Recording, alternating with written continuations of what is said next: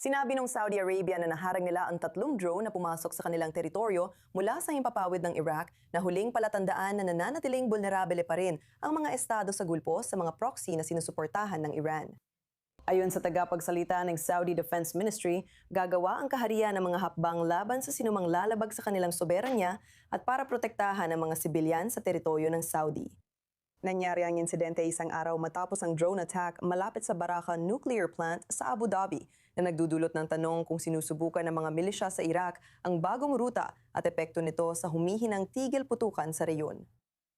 Kasama natin si Dr. Kenneth M. Pollock, Vice-Presidente para sa Patakaran sa Middle East Institute para talakayin ito. Dr. Pollock, kamakailan nang tumawag si Abbas Araghchi, Ministro na Ugnayang Panlabas ng Iran, sa kanyang Saudi nakatapat matapos ang insidente. Paraan ba ito ng Tehran para tiyakin sa Saudi Arabia na ayaw nitong lumala ang sitwasyon? Tinatangka ba nitong dumistansya sa mga aktibidad ng mga proxy na hindi nito lubos na kontrolado?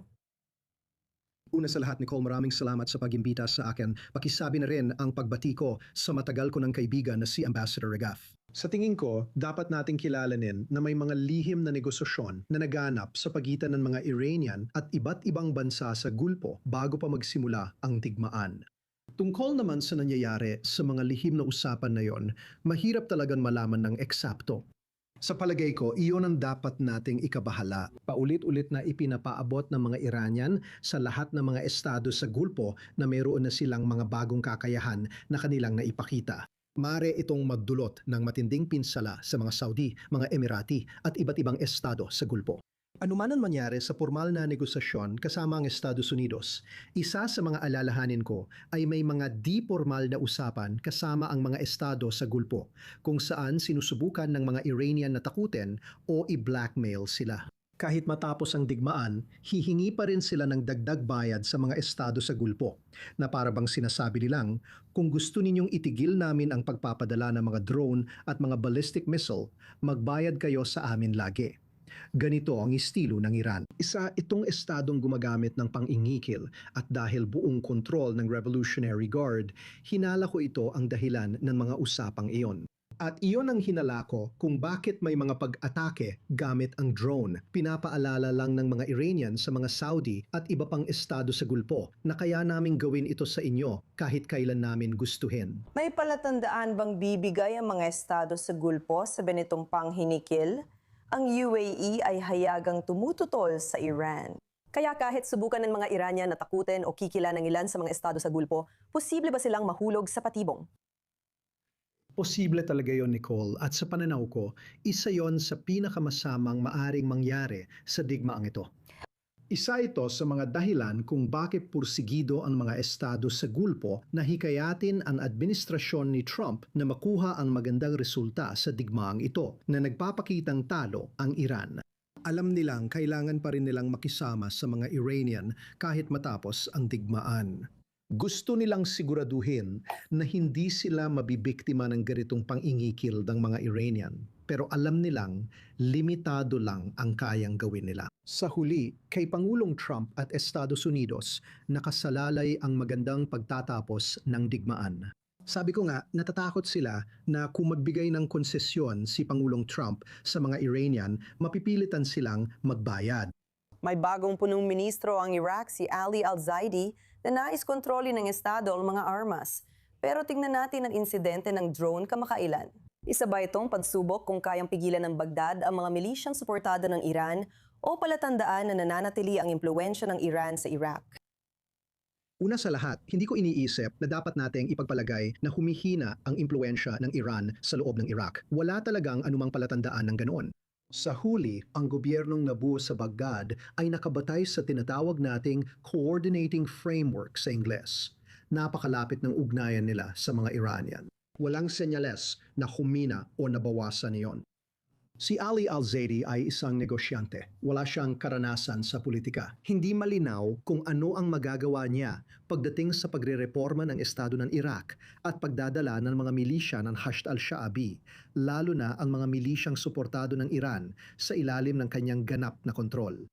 Kung ang drone attack na ito ay may kaugnayan doon, imposibleng masabi ng sigurado. Pero hindi ko rin yon isinasantabi. Una, hindi natin tiyak kung ang mga drone ay mula sa Iraq o Iran at dumaan lang sa Iraq. Parehong posibleng mangyari. Kung galing sila sa Iraq, di natin tiyak ang dahilan. Maliwanag na may ulat nitong weekend ukol sa mga lihim na base ng Israel sa disyerto ng Iraq. Maaring may mga grupong Iraqi na gustong maghigante dahil sa mga ganitong dahilan. Pero oo, sa tingin ko sa huli, isa sa mga malinaw na mensaheng ipinapadala ay malaki pa rin ang impluensya ng Iran sa Iraq. Pwedeng gamitin ng Iran ang Iraq para umatake sa mga estado sa Gulpo, kaya hindi ito dapat kalimutan ng mga estado roon. Ken, kung magsisimula ulit ang digmaan na ito, ano ang may papayo mo sa mga estado sa Gulpo para magpadala ng mas matibay na mensahe sa Iran na hindi sila dapat magpadala sa ganitong pananakot? Kaya sa tingin ko, tama ka talaga. Una sa lahat, kailangan nilang manindigan at sumuporta ng buo sa Estados Unidos kung magpapatuloy muli ang mga operasyon ng labanan. Naniniwala rin ako na mahalaga para sa mga estado sa Gulpo na malinaw na ipaliwanag sa administrasyon ni Trump kung ano ang katanggap-tanggap para sa kanila sa negosasyon at sa pinal na resolusyon ng sigalot na ito. Alam mo, ang digmaan ay hindi lang US at Iran, kundi pati Israel at Iran at mga estado sa Gulpo laban sa Iran. Tungkol ito sa bawat bansa na gumagamit ng Strait of Hormuz, kung para man ito sa pagkuha ng langis at iba pang anyo ng enerhiya o pagpapadala ng mga export papasok. May kanya-kanyang interes dito. Sa huli, kailangang umupo ang Estados Unidos sa mesa hindi lang bilang bansa, kundi bilang leader ng pandaigdigang komunidad. Dapat itong maging resolusyong makabubuti sa lahat at hindi mag-iiwan sa rehimeng Iranian ng kakayahang mangikil sa ibang miyembro ng pandaigdigang komunidad. Ken Pollack, napakaganda makasama ka namin dito sa I-24 News English ngayon. Maraming salamat sa pagsama sa akin. Maraming salamat din sa pag-imbita sa akin, Nicole. Ibalik natin ang pag-uusap dito sa studio. Kasama pa rin si Ambassador Mark Regev. Mark, tulad ng napag-usapan natin bago nagka-technical na problema, ano ang ibig sabihin kung magsimula muli ang digmaan at paano nararamdaman ng Iran ang pressure ngayon? Ayon sa mga ulat, naghahanda ang Estados Unidos, Israel at mga bansa sa Gulpo para sa muling pagsiklab ng digmaan. Ano kaya ang kinakailangan sa puntong ito para magkaroon ng isang diplomatikong tagumpay? Kaya malinaw na sa Iran na ang susunod na hakbang ngayon. Ang ibig kong sabihin, naging napakalinaw ni Trump kung ano ang kailangan niya para tapusin ito.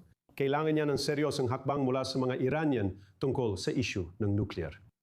Inilatag na niya ang baraha at sinabi na ang tinatawag niyang nuclear dust, uranium na pinayaman na sa 60% ay dapat alisin mula sa Iran. Kailangang buwagin ang kakayahan nilang magpayaman ng uranium. Sa tingin ko, malinaw kung ano ang kailangan gawin. Sa ngayon, hindi pa pumapayag ang Iran na gawin ito. Noyon, ang banta ng puwersa, ang banta ng muling pagbabalik sa sigalot militar ay tiyak na nagpapabahala sa mga Iranian. Samantala, kahit bago ang desisyong yon dahil sa ipinataw ng mga Amerikano na blokeyo sa pag-export ng langis ng Iran, nadurusa na ang mga Iranian. Sa tingin ko, kontrolado sila ni Trump. Kahit walang banta ng puwersa, pwede niya silang antaing bumigay at gamitin ang presyong pang-ekonomiya ng Amerika para pahinayin ang kanilang lipunan, ekonomiya, kakayaang bayaran ng mga sundalo at mabuhay bilang bansa. Kaya malinaw na sa ilalim ng presyon ang mga Iranian. Akala ko nakita ko ang senyales nito ngayon nang mabasa ko sa isa sa mga ahensya ng balita na may mataas na opisyal ng Iran na nagsabing nagpapakita ng flexibility ang mga Amerikano. Ipinapakita niyang inihahanda ang sitwasyon para sa posibleng kompromiso ng Iran. Pero ayokong bigyan ng labis na pag-asa ang mga manonood na agad itong matatapos. Pero wala akong duda na ang direksyon, ang kabuwang takbo ng mga pangyayari ay mukhang napakaganda. Sa huli, papayag ang Iran sa hinihingi ng Estados Unidos tungkol sa isyung nuclear. Ito rin, kapag pinag-uusapan natin ang mga pahayag mula sa Iran, narinig din natin ngayon na gumagawa sila ng bagong ahensya para pamahalaan ang kipot ng Hormuz. Sinusubukan ng Tehran gawing formal ang kontrol sa internasyonal na daang tubig na ito. Kaya tungkol sa mga mensaheng inilalabas, lalo na ng mga Iranian na sinusubukang gawing formal ang kontrol sa internasyonal na daang tubig na ito, ano ang susunod na dapat nating abangan? Pagdating sa mga negosasyon doon at sa mga banta na maaaring ipagpatuloy ng Iran sa alinmang barkong dumadaan doon. Kaya malinaw na hindi katanggap-tanggap yon. At hindi lang sa mga Iranian, kundi pati na rin sa Estados Unidos at sa mga bansang Arabo na katabi ng Gulpo. Para sa Iran na basta sabihin kanila ang daan ng tubig na yon, isipin mo ang epekto nito. Isipin mong may bansang malapit sa internasyonal na daan ng tubig na biglang humarang dito. Mababago nito ang batas internasyonal. Pwedeng gawin ng mga Turko ang ganito. Isipin mo kung ano ang maaaring gawin ng mga Panamanian. Isipin mo kung ano ang maaaring gawin ng mga Indonesyano. Sa oras na buksan mo ang kahon ni Pandora na ito, magkakaroon ka ng totoong internasyonal na problema. At iyan ang dahilan kung bakit walang makakapayag sa unilateral na kahilingan ng Iran.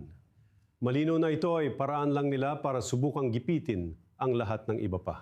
Kailangan nating manatiling nakatutok sa mahalaga at iyon ay tapusin na ng tuluyan ang usapin ng nuclear ng Iran.